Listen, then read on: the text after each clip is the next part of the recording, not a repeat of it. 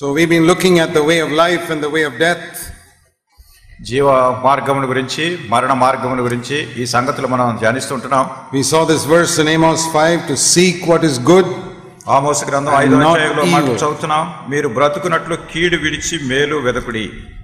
So to what type of person does God show the way of life? ఎటువంటి వ్యక్తికి దేవుడు జీవ మార్గాన్ని చూపిస్తున్నాడు అనేటటువంటి. There are so many crores of people in the world. లోకంలో అనేక మంది కోట్లాది మంది ప్రజలు ఉన్నారు. But so many of them have not seen the way. అయితే అనేక మంది ప్రజలు ఈ మార్గాన్ని చూడలేరు. No one can see it unless God shows it to them. దేవుడు ఆ మార్గాన్ని చూపిస్తేనే గానీ ఏ మనుషుడు కూడా దీన్ని చూడలేడు. Why has God blinded their eyes? ఎందుకు దేవుడు వారి యొక్క నేత్రాలకి గుడ్డితనం కలుగజేశాడు?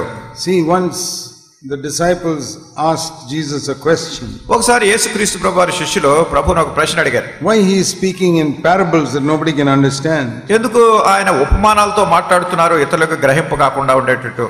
And Jesus replied like this. యేసుక్రీస్తు ప్రభువారు ఇట్లా జవాబిచ్చారు. In Matthew 13 మత్తయి సువార్త 13వ అధ్యాయం and verse 15. 15వ వచనం.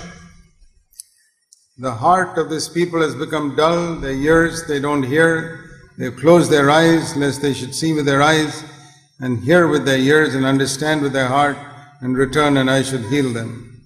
ఈ ప్రజలు కన్నులారా చూచి చెవులారా విని హృదయంతో గ్రహించి మనసు త్రిప్పుకొని నా వలన స్వస్థత పొందకూడనట్లు వారి హృదయం క్రొవ్వినది, వారి చెవులు వినుటకు మందములైనవి, వారు తమ కన్నులు మూసుకొని ఉన్నారు గనుక మీరు వినుట మట్టుకు విందురు గాని గ్రహింపనే గ్రహింపరు, చూచుట మట్టుకు చూతురు గాని ఎంత మాత్రము తెలుసుకొనని యెషయా చెప్పిన ప్రవచనం వీరి విషయమే నెరవేర్చున్నది.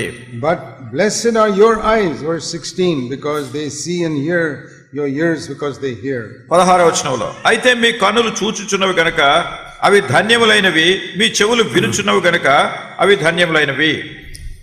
If you can understand some of these things that we have been hearing these days, you're really blessed. ఈ దినాల్లో మనం మాట్లాడుకున్నటువంటి సంగతులు మీరు కొన్ని గ్రహించగలుగుతున్నట్టయితే మీరు నిజంగా ధన్యులైనటువంటి ప్రజలు.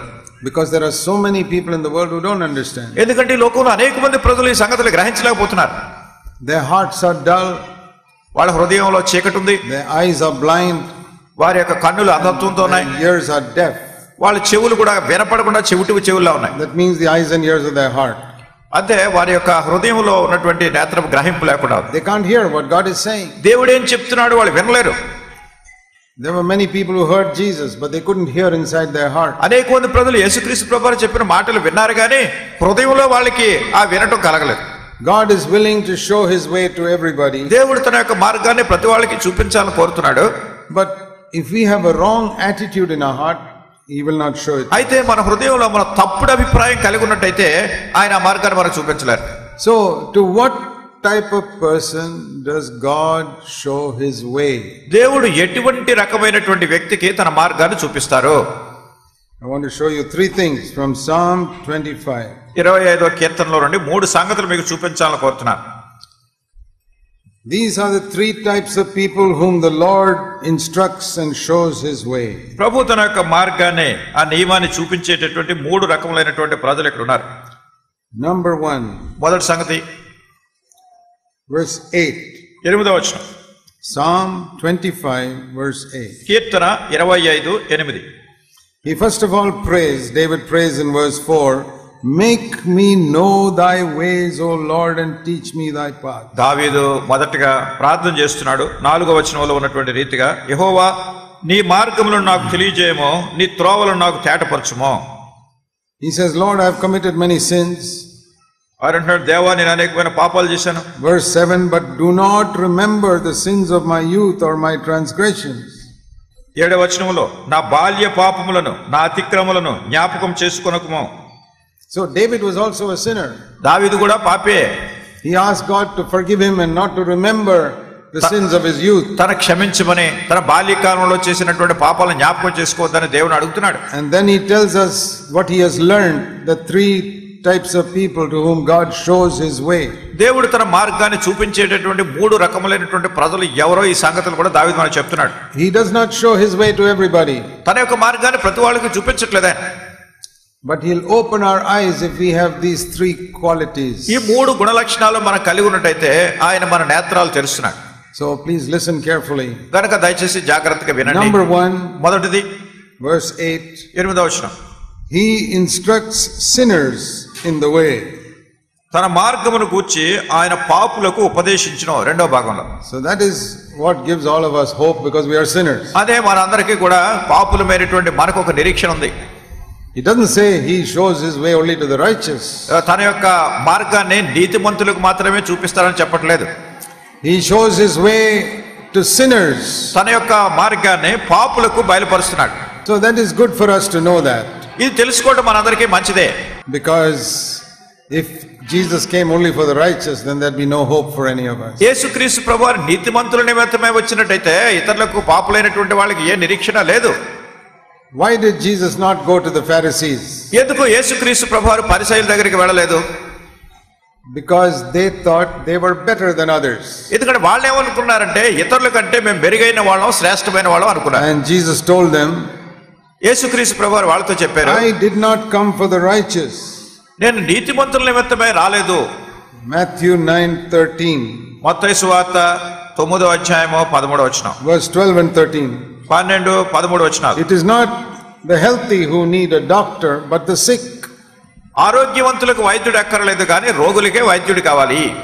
And I did not come to call the righteous, but sinners to repentance. నేను పాపులను పిలువచ్చును గాని నీతిమంతులను పిలువ రాలేదు. So he told the Pharisees, that is why I am not coming to you. గనుక పరిసయ్యులతో అన్నాడు, అందుకే నేను మీ దగ్గరికి రావట్లేదు. That is why the Pharisees were not saved. అందుకొరకే ఈ పరిసయ్యులు రక్షణ పొందలేదు. Weren't they sinners? They were sinners. వాళ్ళు పాపులే. But they did not realize that they were sinners. అయితే వాళ్ళు పాపులు అనే సత్యాన్ని వాళ్ళు గ్రహించలేదు, They గుర్తించలేదు. thought we are better than others. వాళ్ళు ఏమనుకున్నారంటే మేము ఇతరుల కంటే మెరుగైన వాళ్ళం, శ్రేష్టంగా And ఉన్నాం. because they thought like that, Jesus said, I am not coming to you. వాళ్ళు అట్లా అనుకుంటున్నారు కనుక దేవుడు అంటాడు నేను మీకోసం రాలేదు అంటున్నాడు. So when it says in Psalm 25:8 that he comes for sinners, he shows sinners the way. 25వ కీర్తన 8వ వచనంలో మనం చూసినటువంటి రీతిగా ఆయన పాపులకు తన మార్గాన్ని తెలియజేస్తున్నాడు అన్నప్పుడు, that shows us that he will show us his way if we acknowledge that we are sinners. మనం పాపులు అనే సంగతి సత్యాన్ని మనం ఒప్పుకున్నట్టయితే ఆయన తన మార్గాన్ని మనకు తెలియజేసేవాడుగా ఉంటున్నాడు. Paul once said, I know nothing good dwells in my flesh. పౌలు అన్నాడు, నా శరీరంలో మంచిది ఏది లేదని నేను ఎరుగుదును అన్నాడు. He said, I am the chief of sinners. ఆయన పాపుల్లో నేను ప్రథముణ్ణి అన్నాడు. And that is why God showed him the way so clearly. అందుకొరకే దేవుడు తన యొక్క మార్గాన్ని ఎంతో స్పష్టంగా ఆయనకు బయలుపరిచాడు. Many people, they don't acknowledge that honestly. అనేక మంది ప్రజలు ఈ సత్యాన్ని యథార్థంగా ఒప్పుకోరు. They are born again, and after some time they become self-righteous. వాళ్ళు తిరిగి జన్మించారు, కొంతకాలం అయిన తర్వాత స్వనీతిపరులు అయిపోతారు. వాళ్ళు They think they are better than others. వాళ్ళు ఎంతసేపు ఇతరుల కంటే మేము మేలైన వాళ్ళం And the అనుకుంటారు. moment we think like that, మనం అలా అనుకున్న వెంటనే others are sinners and we are righteous, ఇతరుల పాపులు మేము నీతిమంతులు అనుకుంటే the Lord will say to us, I am not coming for you, I am coming for those sinners. ప్రభు అంటాడు, నేను మీకోసం రాలేదు, ఆ పాపుల కోసమే వచ్చాను అంటాడు. Now I am not saying that we have to keep on sinning. అంటే మనం ఎల్లప్పుడూ పాపం చేస్తూ ఉండాలని కాదు ఇక్కడ భావం. We don't have to keep on sinning in order to know that we are sinners. మనం పాపులు అని తెలుసుకోవడానికి పాపం చేస్తూ ఉండక్కర్లేదు. In fact, when we repent from our sin, we should gradually stop sinning. మన పాపం విషయమే పశ్చాత్తాపడిన తర్వాత నెమ్మదిగా పాపం విషయంలో మనం ఆగిపోతూ దాని నుంచి దూరంగా ఉండాలి. As we come closer to God, మనం దేవునికి ఎంత దగ్గరగా వస్తామో we will see more and more of our sin which we did not see before. అంతకు ముందు మనం చూడనటువంటి పాపం, మన కనబడినటువంటి పాపం ఇంకా స్పష్టంగా మనకు కనబడుతుంది. See, when we are far away from God, దేవుని దగ్గర నుంచి మనం చాలా దూరంగా ఉంటే we don't see so many sins. అనేకమైన పాపాలు మనకు కనబడవు. We only see the terrible sins which even the worldly people can see. లోకస్తులు చేసేటటువంటి గొప్ప పెద్ద భయంకరమైన పాపాలు మాత్రమే కనబడతాయి. Murder is a sin. ప్రతి పాపాన్ని, Adultery is a sin. చూడండి, నరహత్య చేయటం పాపం, వ్యభిచారం అనేది పాపం, Telling lies is a sin. అబద్ధాలు చెప్పడం పాపం, Stealing is a sin. దొంగతనం చేయడం పాపం. But those are the sins which even the worldly people know. లోకంలో ఉన్న వాళ్ళు కూడా ఈ పాపాలన్నీ చేస్తున్నారు. You don't have to be close to God to know that. దీన్ని తెలుసుకోవడానికి దేవునికి దగ్గరగా ఉండక్కర్లేదు. You can be thousands of miles away from God and still know that these things are sin. దేవుని దగ్గర నుంచి వేలాది మైళ్ళు దూరంలో ఉన్నప్పటికీ ఇవన్నీ తప్పులే, పాపాలని But తెలుస్తుంది. after we are born again, అయితే మనం తిరిగి జన్మించిన తర్వాత the closer and closer we come to God, దేవునికి ఎంత దగ్గరగా వస్తుంటామో the more and more we will see small sins in our life which we did not even know were sin. మన జీవితంలో ఉన్నటువంటి చాలా సూక్ష్మమైనటువంటి చిన్న పాపాలు అంతకుముందు అసలు పాపం అని కూడా మనం అనుకోలేదు, అవన్నీ తెలుస్తూ ఉంటాయి. We will see many things in the Bible which we did not think of before. బైబిల్లో ఉన్నటువంటి అనేకమైన సంగతులు అంతకుముందు వాటి గురించి మనం ఆలోచన చేయలేదు, అవన్నీ బయటపడుతున్నాయి మనకి. See, for example, ఉదాహరణ చూడండి. in James chapter 4, యాకోబు రాసినటువంటి పత్రిక 4వ అధ్యాయంలో it speaks about a type of sin which we don't think about. అసలు మనం అది పాపము అని అనుకోము, అట్లాంటి పాపాన్ని గురించి చెప్పండి.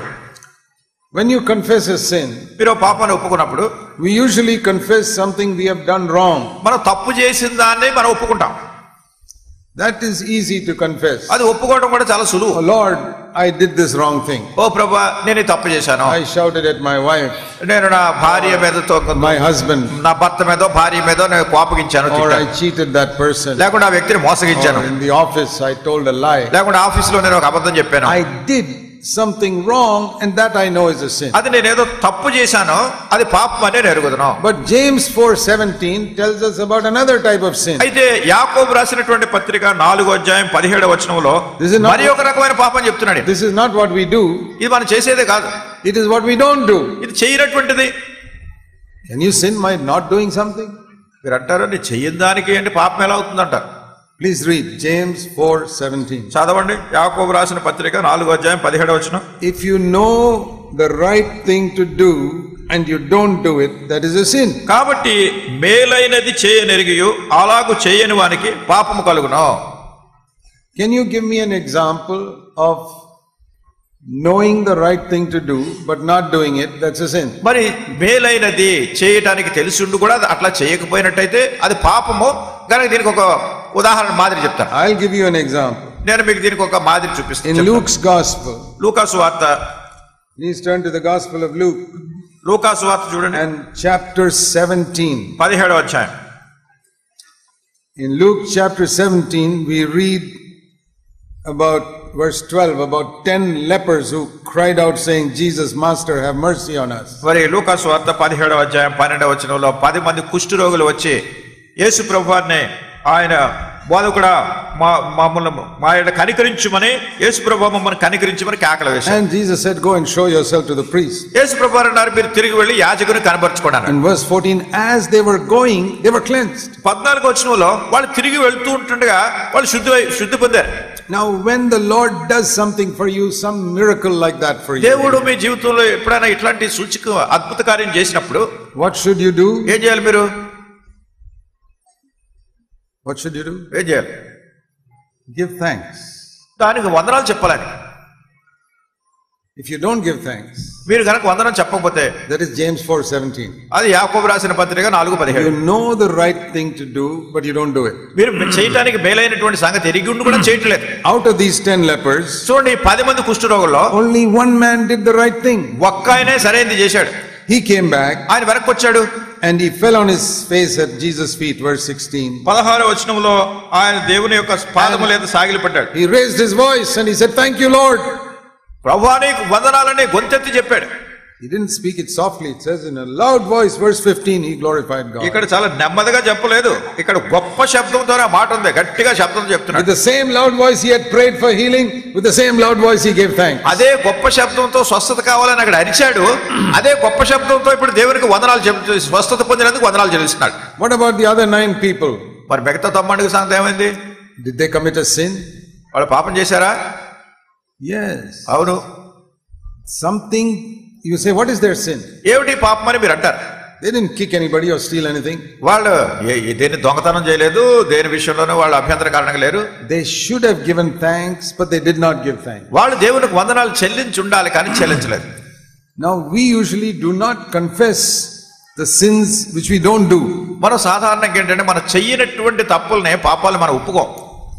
James 4:17 says, if you're supposed to do something and you don't do it, that is a sin. యాకోబు రాసిన పత్రిక 4:17లో ఒక సంగతి మేలైనది మీరు చెయ్యాలని ఎరిగి ఉండి తెలిసి చెయ్యకపోతే పాపం. These 9 people were supposed to give thanks, but they didn't give thanks. ఈ 9 కూడా దేవునికి వందనాలు చెల్లించాలి, కానీ వందనాలు చెల్లించలేదు. That was their sin. అది వాళ్ళు చేసిన పాపం. Now we can examine our own life. ఇప్పుడు మన సొంత జీవితాల్లో మనం పరీక్షించుకోవాలి. Whenever we read the Bible, we must look at it like a mirror to examine our own life. మనం దేవుని యొక్క వాక్యాన్ని మనం చదివినప్పుడు మన సొంత జీవితానికి అద్దంలో చూసుకున్నట్టుగా వాక్యంలో చూసుకోవాలి. You know how useful it is to have a mirror in the bathroom. మన బాత్రూమ్ లో ఒక అద్దం ఉందనుకోండి ఎంత ఉపయోగకరంగా ఉందో తెలుసు కదా. You may think your face is very clean. మీరు అనుకుంటారు మీ ముఖం చాలా పరిశుభ్రంగా ఉందని మీరు అనుకుంటారు. You look at the mirror and you see there's some spot on your face, some black mark. మీరు అక్కడ అద్దంలో చూసుకున్న తర్వాత ఆ ముఖం మీద ఏదో మసి అంటుకుందో ఏదో దుమ్మంటుకుందో ఏదో చూస్తారు. So the mirror is very useful. కనుక అద్దం మీకు ప్రయోజనకరమైంది. Oh, I thought I was all right, but it is dirty. అరే నేను బాగా ఉన్నాను అనుకున్నాను, ఇక్కడ ఏదో మురికి అయిపోయింది నాకు అనుకుంటారు. The Bible is like that. Bible కూడా అట్లానే. You read it, మీరు చదువుతున్నారు. Oh, I thought I was all right. Now I realize I'm not all right. అరే నేను బాగున్నాను అనుకున్నాను, ఇప్పుడు దీనిలో నా సంగతి తెలుస్తుంది నేను బాగాలేదని అంటారు. Do you look at a mirror at least once in a day? కనీసం అద్దంలో రోజుకు ఒకసారైనా చూసుకుంటున్నారా? You all look at a mirror at least once in a day? మీరు కనీసం అందరూ కూడా కనీసం అద్దంలో రోజు ఒక్కసారైనా అద్దంలో చూస్తున్నారు కదా. I think sisters look more than once in a day. సహోదరులు అద్దంలో రోజుకి ఒకసారి కంటే ఎక్కువ సార్లు చూస్తారు. Because we all like to make our face nice, comb our hair. ఎందుకంటే మన అందరం కూడా ముఖం పరిశుభ్రంగా ఉంచుకోవాలని, శుభ్రంగా ఉండాలని, శుభ్రంగా తలదూకోవాలని ఇవన్నీ మన కోరికవే. What about this mirror? Do you look at it at least once in a day? మరి ఈ అద్దం సంగతి ఏంటి? దేవుని వాక్యం అద్దం కనీసం రోజుకు ఒక్కసారైనా ఈ అద్దంలో చూస్తున్నారా? Otherwise there may be some dirt in your heart and you won't know it. లేనట్టయితే మీ హృదయంలో ఏదో మురికి ఉంది, మచ్చ ఉంది, అది మీకు తెలియట్లేదు. So I told you some good habits in the morning. ఉదయకాల సమయంలో కొన్ని మంచి అలవాట్ల గురించి చెప్పాను. What is that? ఏంటది? You will never remind your husband or wife about what happened in the past. నీ భార్యకు గాని నీ భర్తకు గాని గతంలో ఏమైంది అనే సంగతి ఎప్పుడు జ్ఞాపకం చేయొద్దు అని చెప్పాను. Now I will teach you another good habit. ఇప్పుడు మరి ఒక మంచి అలవాటు నేర్పిస్తున్నాను. Every time you go to the bathroom and look at the mirror, ప్రతిసారి మీరు బాత్రూమ్ లోకి వెళ్ళి అద్దంలో చూసుకున్నప్పుడల్లా you look there and say, have I looked into the Bible today? మీరు అద్దంలో చూసినప్పుడల్లా మనసులో అడుక్కోవాలి, ఈ రోజు బైబిల్లో నా సంగతి ఏంటో ఎలా ఉందో చూసుకున్నానా. As soon as you see the mirror, you say, oh, brother Zach reminded me to look at another mirror in my heart. అద్దం చూసినప్పుడల్లా మేము జ్ఞాపకం రావాలి, సహోదరుడు జాక్ గారు నాకు జ్ఞాపకం చేశారు, అద్దంలో చూసుకున్నప్పుడల్లా బైబిల్లో నా హృదయం చూసుకోవాలి. That will be a very good habit. Every time you look into the mirror, you say, oh, I have not looked into my heart. అది చాలా మంచి అలవాటు. అద్దం చూసుకున్నప్పుడల్లా అయ్యో నా హృదయాన్ని చూసుకోలేదు నేను బైబిల్లోని వెంటనే వెనక్కి రావాలి. Even 5 minutes.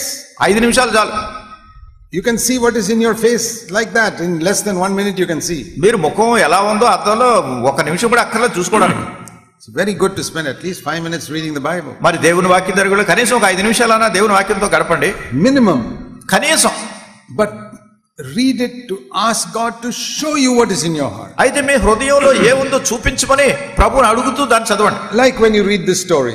ఈ యొక్క కథ మీరు చదివినట్టు. And you suddenly see, అకస్మాత్తుగా చూశారు, oh Lord, what a lot of things you have done for me and I never thanked you. ఓ ప్రభువా నీవు నాకు ఎన్ని విషయాల్లో సహాయం చేశావు, ఒక్కసారి కూడా నీకు వందనాలు చెల్లించలేదు. Can you think of some things in your life God has answered your prayer but you never thanked him? మీ జీవితంలో దేవుడు మీ యొక్క ప్రార్థనలకు జవాబు అనుగ్రహించాడు, కానీ మీరు ఎప్పుడు దానికి వందనాలే చెల్లించలేదు ఆయనకి. You prayed, Lord please do this for me.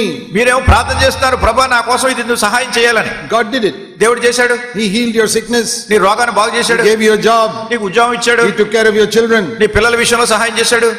Did you come back like this one leper who was healed and said, thank you Lord for doing it? స్వస్థత పొందినటువంటి ఒక్క కుష్ఠరోగి వెనకొచ్చి వందనాలు చెల్లించినట్టుగా మీరు కూడా వెనకొచ్చి ఆయన వందనాలు చెల్లించారా? This is one of the most common sins that believers commit. విశ్వాసులు చేసేటటువంటి ఎప్పుడు సామాన్యమైనటువంటి పాపం ఇది, ప్రతి వాళ్ళు చేసేది. And they don't even realize it's a sin. అసలు అది పాపం అని కూడా గుర్తించట్లేదు. What is that? ఏమిటది? Not giving thanks for what God has done for them. దేవుడు వాళ్ళకి ఏమైతే చేశాడో దానికి తగిన రీతిగా వందనాలు చెల్లించకపోవడం. Let's develop that habit of giving thanks. మన యొక్క జీవితంలో ఈ సంగతిని మనం అలవాటు చేసుకుంటాం. Because when we give thanks, God will give us something more. ఎందుకంటే దేవునికి వందనాలు చెల్లించినప్పుడు దేవుడు ఇంకా అధికంగా మనకి ఇస్తాడు. See, the 9 lepers did not give thanks. They got healing and they went away. 9 కూడా స్వస్థత పొందారు కానీ దేవునికి వందనాలు చెల్లించలేదు, వెళ్ళిపోయారు. One man came back and gave thanks. ఒక్క మనుషుడు వెనక్కి వచ్చి వందనాలు చెల్లించాడు కదా. See what he got. ఏం కలిగింది He చూడండి. not only got healing, he got salvation also. అతనికి స్వస్థత పొందడం మాత్రమే కాదు, రక్షణ కూడా వచ్చింది. See what the Lord told him. ప్రభు ఆయనకి ఏం చెప్పాడు చూడండి. When he gave thanks, ఆయన వందనాలు చెల్లించినప్పుడు verse 19, 19వ వచనం, Jesus said to him, యేసు ప్రభువు అన్నారు, go your way, your faith has saved you. నీ విశ్వాసము నిన్ను రక్షించును, ఇక్కడ స్వస్థపరిచిన రక్షించును అని. That means he got salvation. అంటే ఆయన రక్షణ కూడా వచ్చింది. That's what it says here in my Bible. Your faith has saved you. నీ విశ్వాసము నిన్ను రక్షించెను అనే కొన్ని తర్జుమాలు. And that is what God wants to do for us. అదే దేవుడు మనకు చేయాలని కోరుతున్నాడు. Not only forgive us, ఆయన మనకు క్షమించడమే but save కాదు, us. ఆయన మనల్ని రక్షిస్తున్నాడు. When you don't give thanks, you miss something. మరి నీ వందనాలు చెల్లించకపోతే దేన్నో పోగొట్టుకుంటున్నాడు. Does Jesus expect us to give thanks? మరి యేసుక్రీస్తు ప్రభువారు మనం ఆయనకు వందనాలు చెల్లించాలని ఎదురు చూస్తున్నారా? See verse 17. 17వ వచనంలో Jesus said, where are the 9? There were 10 who were cleansed. Where are the 9? యేసు ప్రభువారు 10 మంది శుద్ధులైరు కారా, ఆ 9 ఎక్కడ? What is the Lord saying today? ఇది నాన్న ప్రభు ఏమంటున్నారు? There were 100 people who prayed for me, only 10 people came back to give thanks. 100 మంది వచ్చారు కదా, ప్రార్థనలు చేశారు, మరి వందనాలు చెల్లించడానికి 10 మంది వచ్చారంటే అంటున్నారు. I answered the prayer of 100 people, only 10 people came back. 100 మంది అడిగితే 100 మంది ప్రార్థనలకు నేను జవాబు ఇచ్చాను, వెనక్కి వచ్చిన వాళ్ళు 10 మంది ఉన్నారు. Where are the other 90? ఈ మిగతా 90 మంది ఎక్కడ ఉన్నారు? They forgot about it and went. వాళ్ళంతా మర్చిపోయి వెళ్ళిపోయారు, వందనాలు చెల్లించి మర్చిపోయి వెళ్ళిపోయారు. That is one example of how we can sin without doing anything. మనం ఏమీ చేయకుండానే చేసేటటువంటి పాపము ఇది ఒక ఉదాహరణ. So we'll get light on that only if we read the Bible. దేవుని యొక్క వాక్యాన్ని మనం చదివినప్పుడు దీని ద్వారా ఈ వెలుగు వస్తుంది మనకి. And the more we come closer to God like that, like you saw just now, one sin which you did not even know was a sin. ఇప్పుడే మనం చూసినటువంటి రీతిగా అసలు అది పాపం అని కూడా మీరు అనుకోవట్లేదు, కానీ అది పాపం అనే మనం చాలా దగ్గరగా సన్నిహితంగా గమనించినప్పుడు తెలిసింది. అట్లానే దేవుని యొక్క వాక్యానికి దేవుని దగ్గరగా వచ్చినప్పుడు, the closer you come to God, the more you see, oh, there's another thing that is sin in my life. దేవుని దగ్గరికి మీరు ఎంత సమీపంగా సన్నిహితంగా వస్తారో, అయ్యో నా జీవితంలో ఇంకొక పాపం ఉందని మీరు గుర్తిస్తారు.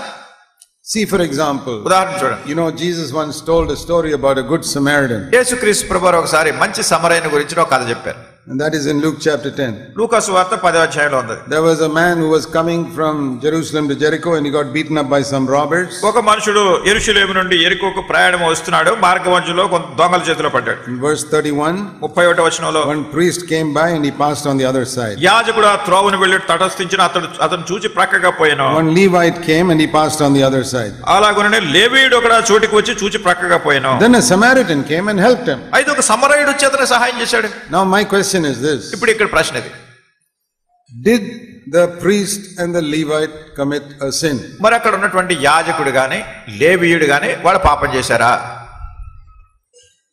Yeah. అవును. What is their sin? ఏంటి వాళ్ళ పాపం? Did they go and kick this man? వాళ్ళు అతను ఏం తనలేదు పట్టుకుని. Did they steal anything from him? Did they steal anything from him? అతని దగ్గర నుంచి ఏమైనా దొంగతనం చేశారా? They didn't steal, they didn't kick him. వాళ్ళు అతన్ని పట్టుకుని కొట్ట తనలేదు, లేకుంటే దొంగతనం చేయలేదు. What was their sin? వాళ్ళు చేసిన పాపం ఏంటి అక్కడ? Their sin was they did nothing. వాళ్ళ పాపం ఏంటంటే అక్కడ వాళ్ళు ఏమి చేయలేదు అక్కడ. Sometimes we can sin by doing nothing. కొన్నిసార్లు ఏమి చేయకుండా ఉంటాం కాబట్టి పాపం అయిపోతుంది మనకి. I'll give you an example. దీనికి ఒక ఉదాహరణ చెప్తాను. Supposing early morning you're having your quiet time with the Bible. మీరు ఒకవేళ ఉదయాన్నే లేచి బైబిల్ చేత పట్టుకుని మౌన ధ్యాన సమయాన్ని కలిగి ఉంటున్నారు. And you are meditating on Hebrews about the tabernacle and all that. మరి హెబ్రీయులకు రాసినటువంటి పత్రికలో ప్రత్యక్ష గుడారాన్ని గురించి ఇతర సంగతులు ధ్యానిస్తున్నారు. And your wife is struggling in the kitchen with those 3 small children. అప్పుడు నీ భార్య ఏమో వంటగదిలో చాలా చిన్న పిల్లలతో నానా అవస్థలు పడుతుంది అక్కడ. Cooking the breakfast. పొద్దునే అందరికీ బ్రేక్ఫాస్ట్ వంట చేయాలి. Getting ready. The children ready for school. ఆ పిల్లలు స్కూల్కి వెళ్ళడానికి సిద్ధం చేయాలి. And you don't bother about her. మీకు ఆమె గురించి ఏం చెప్పలేదు. You are meditating on the tabernacle. మీరు ప్రత్యక్ష గుడారాల గురించి ధ్యానం చేస్తున్నారు. You're saying, "Oh God, speak to me." మీరు అంటున్నారు, ఓ దేవుడా నాతో మాట్లాడు. And God is saying, "Shut your Bible and go and help your wife." దేవుడు అంటాడు, నీ బైబిల్ మూసేయి, ఇప్పుడు మూసేసి వెళ్ళి నీ భార్యకు సహాయం చెయ్యి అంటాడు. But you don't hear that. మీరు అది వినడం లేదు. Oh God, what is this meaning of the tabernacle? ఓ దేవుడా ఈ ప్రత్యక్ష గుడారం అంటే దీని అర్థం ఏమిటి అని పట్టుకున్నారు అక్కడ. Are you committing a sin? అక్కడ మీరు పాపం చేస్తున్నారా? What was your sin? మీరు చేస్తున్న పాపం ఏంటి? You did nothing. ఏమి చేయలేదు అక్కడ. See how if you really come close to God, మీరు నిజంగా దేవునికి దగ్గరగా వస్తున్నట్టయితే, when your wife needs help with 2-3 small children, you don't do anything, that's a sin. నీ భార్య ఏమో 2-3 చిన్న పిల్లలు పెట్టుకుని ఆ వంటగదిలో నానా అవస్థలు పడుతుంటే వెళ్ళి ఆవిడకి సహాయం చేయకపోవటమే పాపం. But we don't realize that sometimes by doing nothing also it's a sin. అసలు ఆమెకి ఏం సహాయం చేయకపోవడం వల్ల పాపం అనేటువంటి సంగతి మనం గుర్తించట్లేదు. That is James 4:17. అదే యాకోబు రాసిన పత్రిక 4:17లో. Now today all of you got light on a new type of sin. ఇది నానే మీరు నూతనమైనటువంటి విధానంలో పాపాన్ని గురించిన వెలుగు వచ్చింది మీకు. The sin that you commit when you do nothing. ఏమి చేయకుండా ఉండటంలో ఉన్నటువంటి పాపం.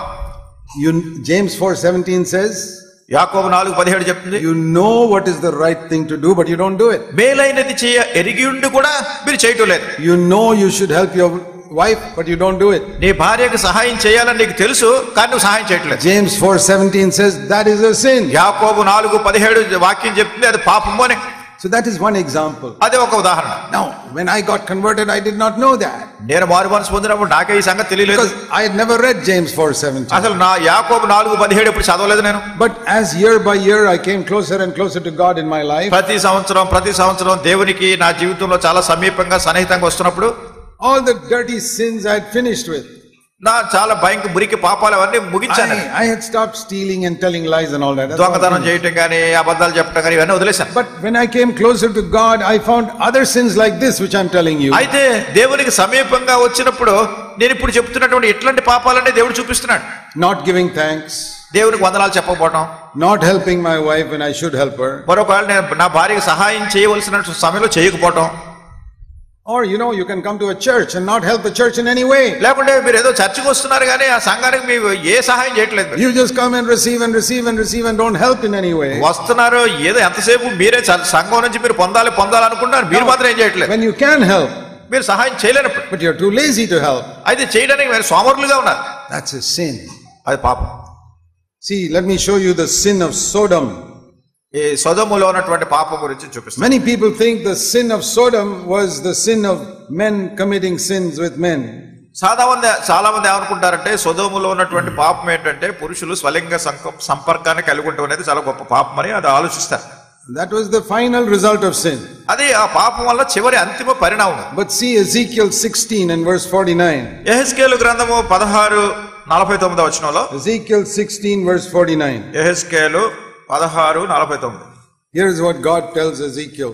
ఇక్కడ దేవుడు యెహెజ్కేలుతో చెప్తున్నాడు. And to Israel. ఇశ్రాయేలీయులతో. This was the guilt of Sodom. ఇది సొదొమ యొక్క దోషం. What was their guilt? ఏమిటా దోషం?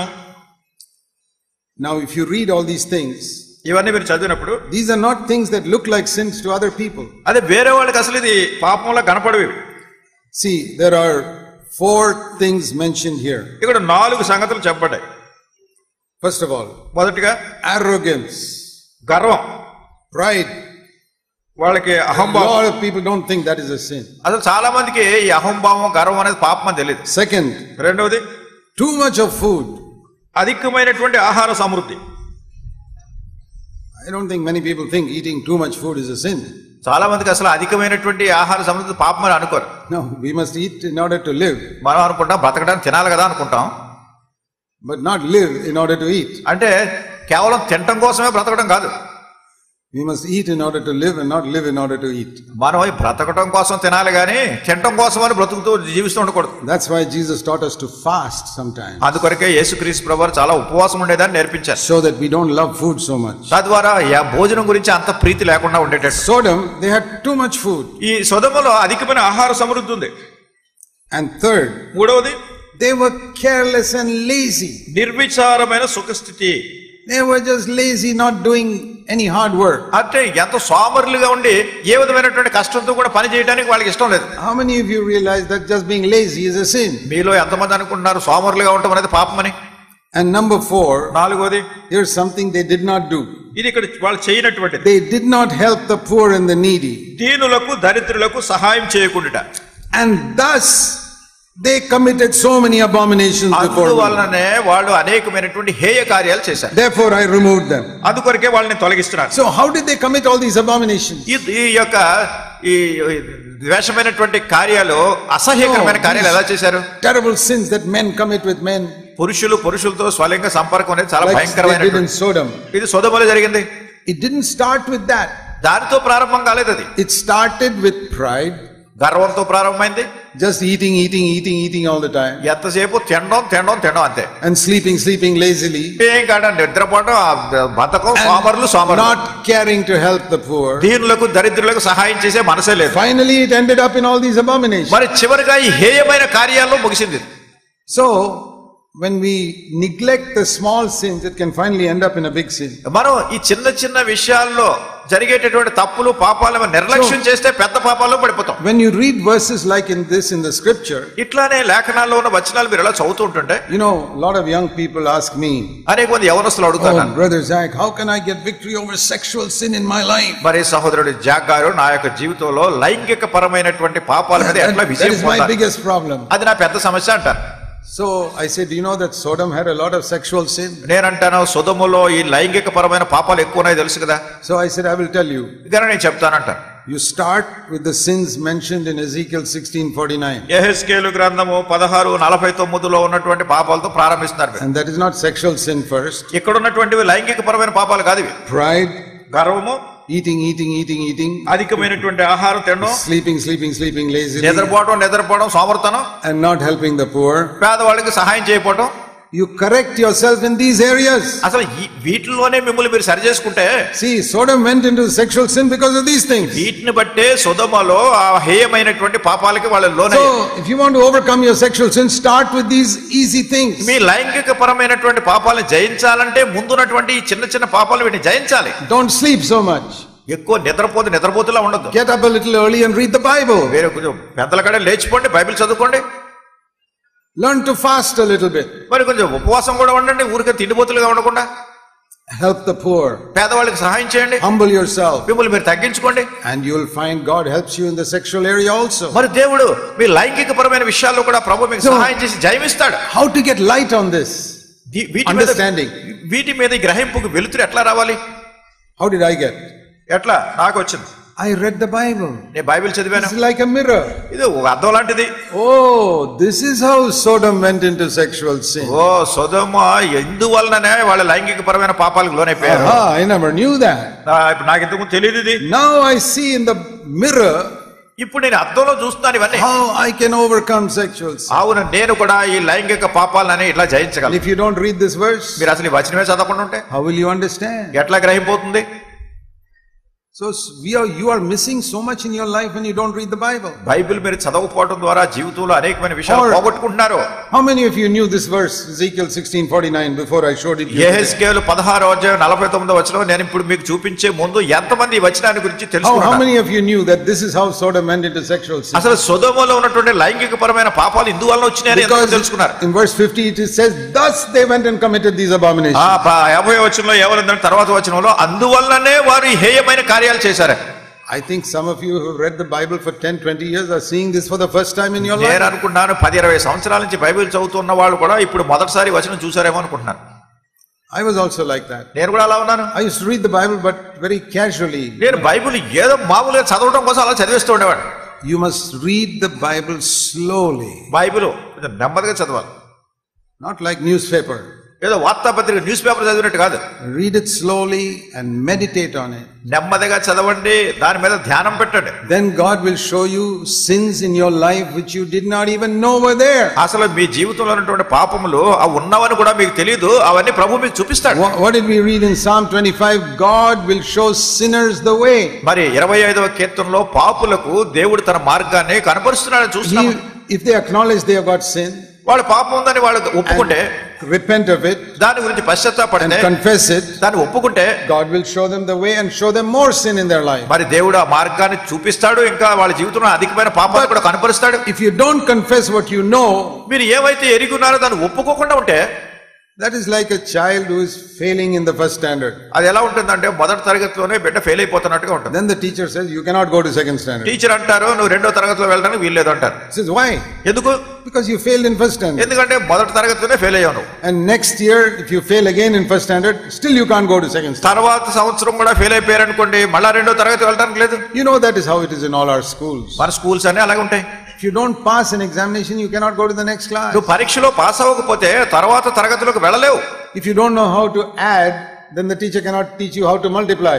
మీరు కూడిక ఎలా చేయాలో తెలియనప్పుడు గుణకారం అనేది ఇంకా మీ టీచర్ మీకు నేర్పించలేరు. Because that is a higher level in mathematics. ఎందుకంటే లెక్కల్లో దీనికంటే అది కొంచెం హెచ్చైంది. So when you learn how to add, then he can teach you to subtract. మీకు కూడికలు వచ్చినప్పుడే మళ్ళీ తీసివేతలు కూడా నేర్పిస్తారు. Then he can teach you to multiply and divide. అప్పుడు ఈ గుణకారాలు లేకుంటే భాగించడాలు ఇవన్నీ నేర్పిస్తారు. The teacher can't teach you the next thing if you don't pass in the first thing. మీరు మొదటి విషయంలో మీరు నేర్చుకోకపోతే తర్వాత విషయాన్ని టీచర్ మీకు చెప్పలేరు. When God shows you some sin in your life, దేవుడు మీ జీవితంలో ఒక పాపాన్ని చూపిస్తున్నప్పుడు you say, Lord, I want to get rid of that. మీరంటారు, ప్రభువా నేను దీని గురించి జయం పొందాలనుకుంటున్నా. Give me the power of your spirit to get rid of this habit in my life. నా జీవితంలో ఈ అలవాటు నుండి నేను జయం పొందడానికి నీ ఆత్మ శక్తి నాకు. And you overcome that. దాన్ని మీరు జయిస్తారు. Does that mean you're finished with all sin in your life? ఆ రీతిగా మీ పాపములన్నీ మీ జీవితంలో ఉన్నవని ముగిస్తారా? లేదు. There are 1,000 other sins you have not even seen. అసలు ఇంకా మీరు చూడనటువంటి ఎన్నో వేల కొలది పాపాలు. Then you keep on looking at the mirror. అందుకని అస్తమానం అద్దంలో చూసుకుంటూ ఉండాలి. And read the word of God. దేవుని వాక్యం చదువుతూ ఉండాలి. And God shows you some more. దేవుడు ఇంకా మీకు ఏదో చూపిస్తాడు. And that is how we progress closer and closer to God. ఈ రీతిగా నెమ్మదిగా పురోభివృద్ధి సాధించి దేవునికి సమీపంగా సన్నిహితంగా వెళ్తారు మీరు. How do you know that you are coming closer to God? మీరు దేవునికి సమీపంగా వస్తున్నారని ఎలా తెలుస్తుంది? I'll tell you. చెప్తాను మీకు. You discover more and more sin in your life which you didn't even know was there. మీ జీవితంలో అసలు ఉన్నవారు కూడా ఎంతవరకు గ్రహించినటువంటి అధికమైనటువంటి పాపాలు మీరు వాటిని తెలుసుకోవడం ప్రారంభిస్తారు. I'll give you an example from the great apostle Paul. అపోస్తలుడైన పౌలు ద్వారా మీకు ఒక గొప్ప ఉదాహరణ చెప్తాను. The apostle Paul wrote a letter to the Corinthians when he was 55 years old. అపోస్తలుడైన పౌలు 55 సంవత్సరాల ప్రాయంలో కొరింథీలో ఉన్నటువంటి సంఘానికి ఒక పత్రిక రాశాడు. He was converted when he was about 30. ఆయన ఇంచుమించు 30 సంవత్సరాల ప్రాయంలో మారు మనసు పొందాడు. After 25 years of walking with the Lord, 25 సంవత్సరాలు ప్రభువుతో నడిచిన తర్వాత he writes in 1 Corinthians 15. మొదటి కొరింథీ 15వ అధ్యాయంలో రాస్తున్నాడు. By this time he has planted so many churches. ఇప్పుడు ఈ సమయానికి ఆయన అనేకమైనటువంటి సంఘాలు స్థాపించాడు. He has raised that dead Eutychus. అనేక మంది చనిపోయినటువంటి యూటికను కూడా లేపాడు. He has healed so many sick people. అనేక మంది రోగస్తులను బాగు చేశాడు. And he has written scripture also. లేఖనాలు కూడా రాశాడు. But he says about himself. అయితే తన గురించి తాను చెప్తున్నాడు. 1 Corinthians 15 verse 9. మొదటి కొరింథీ 15:9. I am the least of the apostles, not fit to be called an apostle. ఏలయనగా నేను అపోస్తలులందరిలో తక్కువవాడను, దేవుని సంఘమును హింసించినందున అపోస్తలు అనబడుటకు యోగ్యుడను కాను. When I read the Bible, I think Paul was the greatest apostle. నేను బైబిల్ చదివినప్పుడు నేను అనుకున్నాను పౌలు చాలా గొప్ప అపోస్తలుడని. He wrote at least 13 letters. కనీసం 13 పత్రికలు రాశాడు. Established so many churches. అనేకమైన సంఘాలు స్థాపించాడు. I think he did more than the other apostles. ఇతర అపోస్తలుల కంటే అధికమైనటువంటి పరిచర్య చేశాడు. If you look inside Paul's heart to see what does he think about himself. అయితే పౌలు తన హృదయంలో తన గురించి తను ఏమనుకుంటున్నాడు అనేది చూస్తే he says, I am not the greatest apostle. ఈయనంటున్నాడు నేను అపోస్తలు అంటే పిలువబడడానికి యోగ్యుడు కాదు. I am the least of the apostles. అపోస్తలులందరిలో తక్కువవాడిని అంటున్నాడు. I am not fit to be called an apostle. అసలు అపోస్తలు పిలువబడడానికి యోగ్యుడు కాను. How did the greatest apostle think I am not even fit to be called an apostle? గొప్ప అపోస్తలులైనటువంటి వాడు నేను అసలు అపోస్తలులను పిలువబడడానికి యోగ్యుడు కాను అంటున్నాడంటే ఏంటిది? Because he had come so close to God in 25 years. అంటే 25 సంవత్సరాల నడకలో దేవునికి చాలా సమీపంగా వచ్చాడు. He says, I am the last of the apostles. ఇప్పుడు అంటున్నాడు అపోస్తలులో నేను చాలా తక్కువ అని అంటున్నాడు. Then after another 5 years, ఇంకో 5 సంవత్సరాల్లో he wrote another letter. మరి ఒక పత్రిక రాశాడు. That is Ephesians. ఎఫెసీయులకు రాసిన పత్రిక. Now he is 60 years old. ఇప్పుడు 60 సంవత్సరాల వయసు ఆయనకి. Now what does he think about himself? ఇప్పుడు తన గురించి ఆయన ఏమనుకుంటున్నాడు? Ephesians 3. ఎఫెసీయులకు రాసిన పత్రిక 3వ అధ్యాయం verse 8. 8వ వచనం. Now he says, I am the least of all the saints in the world. ఇప్పుడు ఈ లోకములో ఉన్నటువంటి పరిశుద్ధులు అందరికంటే కూడా తక్కువ అని అంటున్నాడు. Is he going up or is he going down? ఇప్పుడు ఈ విషయంలో పైకి వెళ్తున్నాడా కిందకు వస్తున్నాడా? When he was 55, he said, I am the last of the apostles. 55 సంవత్సరాల వయసు ఉన్నప్పుడేమో అపోస్తలులు అందరికంటే తక్కువ అని అన్నాడు. Now he's gone further down. He says, I am the last of all the believers in the world. ఇప్పుడు అంటున్నాడు ఈ ప్రపంచంలో ఉన్నటువంటి విశ్వాసులందరిలో పరిశుద్ధులందరిలో అత్యల్పుడనే అంటున్నాడు. తెలుగులో 11వ వచనం చివరిలో ఉంది. How is that? ఎలా ఇది? Because he had come much closer to God than he was 5 years ago. ఎందుకంటే 5 సంవత్సరాల కింద కంటే ఇప్పుడు దేవునికి ఇంకా సమీపంగా వచ్చాడు. So he goes down in his own opinion. కనుక తన యొక్క ఉద్దేశంలో కిందకి వెళ్ళిపోతున్నాడు. Then after another 5 years, ఇంకొక 5 సంవత్సరాలు అయిన తర్వాత now he's 65. ఇప్పుడు 65 సంవత్సరాల వయసు. He writes 1 Timothy chapter 1. తిమోతికి రాసినటువంటి మొదటి పత్రిక 1వ అధ్యాయంలో and verse 15. 15వ వచనం. Now what does he say? ఏమంటున్నాడు? At 55 he said, I am the least of the apostles. 55 సంవత్సరాల వయసులో అన్నాడు అపోస్తలులందరికంటే తక్కువని అన్నాడు. At 60 he said, I am the least of all the believers. మరి 60 సంవత్సరాల వయసులో అన్నాడు మొత్తం విశ్వాసులు పరిశుద్ధులందరిలో కంటే తక్కువని అన్నాడు. Now at 65 he says, I am the worst sinner in the world. 65 సంవత్సరాల వయసు వచ్చాక అంటున్నాడు అసలు ప్రపంచంలో ఉన్నటువంటి పాపుల్లో నేను ప్రధానుడిని అంటున్నాడు. Is this the way you find most believers? అనేక మంది విశ్వాసుల జీవితాల్లో ఎలా ఉంటుందా? Most believers are not like this. అనేక మంది విషయాలు ఎలా ఉండదు.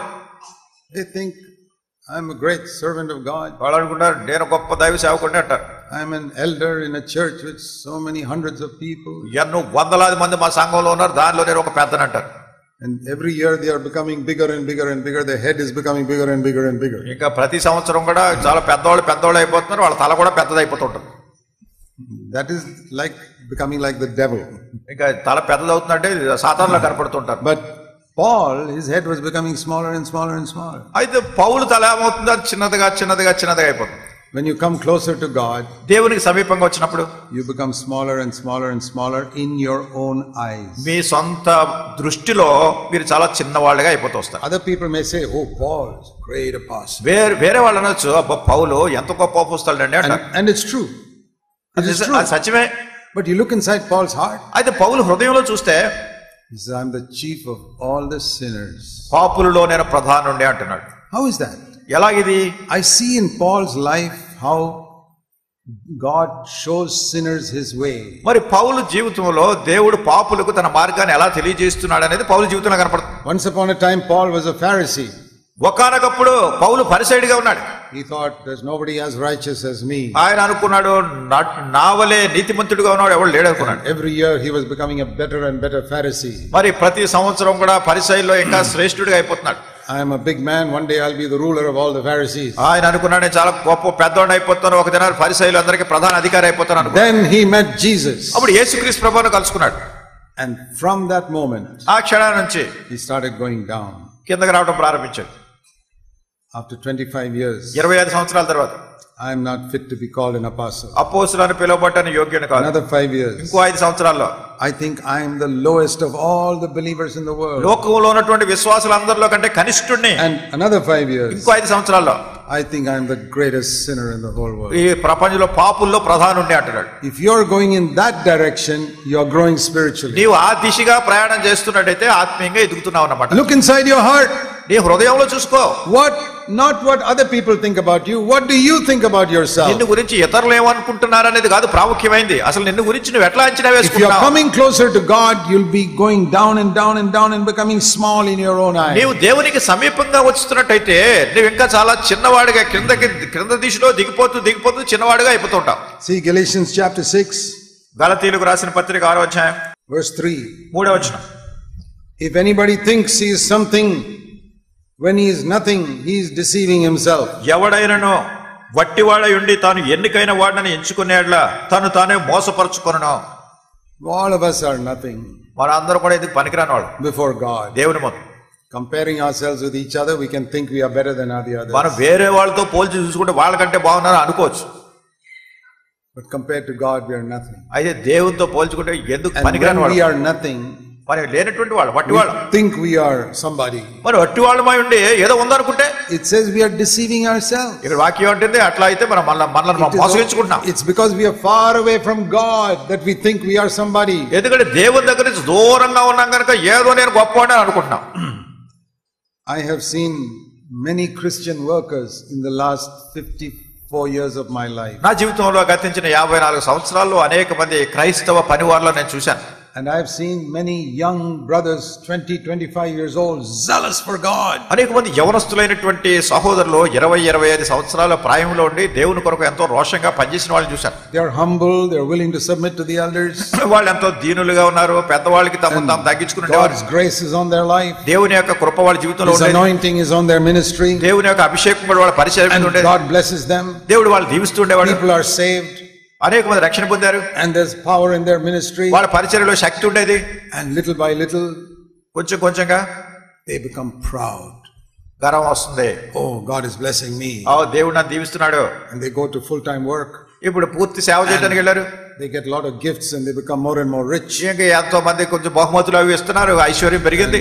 Not only their bank account becomes more, their head also becomes big. వాళ్ళ బ్యాంక్ అకౌంట్ డబ్బులు ఎక్కువ మాత్రం కాకుండా తల కూడా పెద్దదవుతుంది. And God becomes their enemy. దేవుడే వాళ్ళ శత్రువు అయిపోయాడు. It's a very dangerous thing. ఇది చాలా ప్రమాదకరమైన పరిస్థితి. When you come closer to God, you'll see more and more of your sin. దేవునికి నువ్వు ఎంత సమీపంగా దగ్గరగా వస్తావో అధికమైనటువంటి పాపాలు నీ జీవితంలో కనిపిస్తాయి. And then I've seen these fine young people, by the time they are 40, 45, they are ruined. నేను చూశాను చక్కటి యవనస్తులు దేవుని యొక్క సేవలో పరిచర్యలో ఉన్నటువంటి వాళ్ళు 40-45 సంవత్సరాల వయసు వచ్చేసరికి వాళ్ళు పనికి రాకుండా అయిపోయారు. Paul was converted when he was 30. మరి పౌలు 30 సంవత్సరాల ప్రాయంలో మారుమనసు పొందాడు. He died when he was about 67. ఇంచుమించు 67 సంవత్సరాల వయసులో చనిపోయాడు. But all the years he was going down. తన మారుమనసు పొందినప్పుడు తన జీవితంలో క్రిందకు వస్తూనే ఉన్నాడు. He was thinking, I am nobody. ఆయన అనుకున్నాడు, నేను ఎందుకు పనికిరాని వాడిని, నేనేం లేని వాడిని, వట్టి వాడిని. That is why God used him so mightily till the end of his life. అందుకొరకే తన జీవితంలో చివరి వరకు కూడా దేవుడు అంత బలంగా ఆయన వాడుకున్నాడు. Dear brothers, ప్రియ సహోదరులారా, ask God to show you your sin. మీ పాపాలు చూపించమని ప్రభువుని అడగండి. The sins in your life that you have never seen. మీ జీవితంలో ఉన్నటువంటి పాపాలు మీరు ఎప్పుడు చూడనటువంటివి. Then God will show you the way. అప్పుడు దేవుడు ఆ మార్గాన్ని మీకు చూపిస్తాడు. That is the first thing we read in Psalm 25. 25వ కీర్తనలో మనం చదివినటువంటి మొదటి సంగతి. He will show sinners his way. పాపులకు తన మార్గాన్ని ఆయన బయలుపరుస్తాడు. And the closer we come to him, we will see more and more of our sin. ఆయనకి ఎంత సమీపంగా మనం వస్తామో ఇంకా అధికమైనటువంటి రీతిగా మనం చూస్తాం. Let us pray. ప్రార్థన చేసుకుందాం. Our heavenly Father, పరలోకపు తండ్రి, help us not to deceive ourselves. మమ్మల్ని మేము మోసగించుకోకుండా ఉండడానికి మాకు సహాయం చేయండి. Help us not to think like the Pharisees that we are righteous. పరిసయ్యుల వలె మేము నీతిమంతులమని మేము అనుకోకుండా ఉండడానికి సహాయం చేయండి.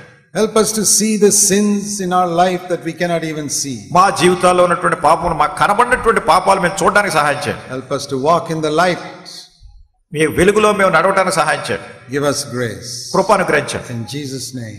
యేసు నామమున ప్రార్థిస్తున్నాం తండ్రి. Amen.